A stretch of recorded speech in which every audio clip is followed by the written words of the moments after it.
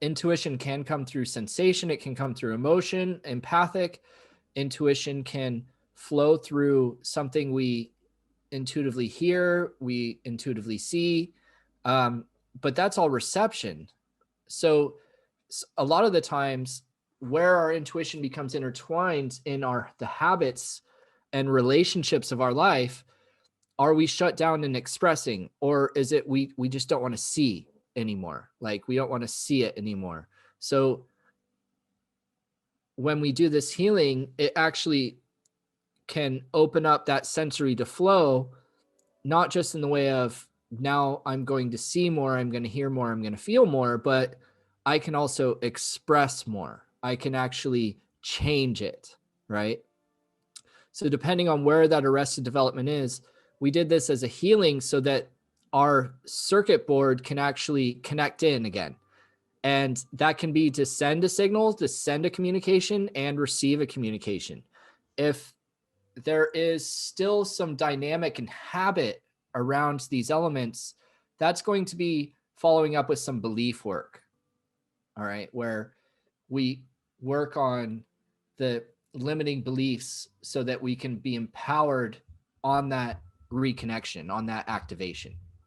So this runs into so many different capacities of our life for us to apply ability, right? So every ability of creating, every ability of facilitating healing, every ability of intuitively communicating with angels, every ability of manifesting and having a relationship with the creator is related to this development of intuition. And as it becomes empowered and we practice it, it can become the sixth sense, which is prophetic, right? So we're talking about intuition more in relation to sensory, because intuition is just intuition. It flows through the design of our sensory.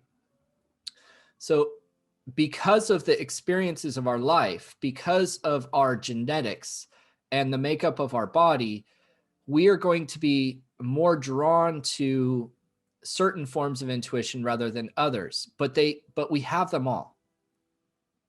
We have them all. All right. Even people that can't see can intuitively see.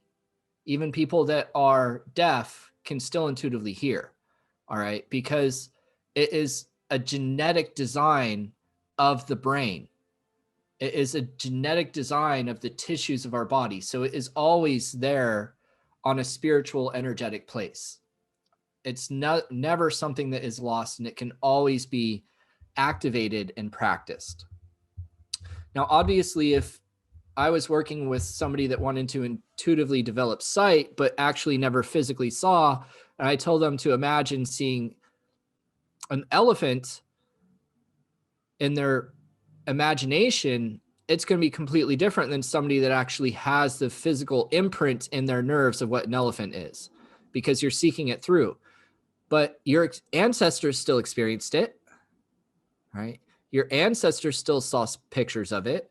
It is still in your genetics. It is still in your soul's past life experience.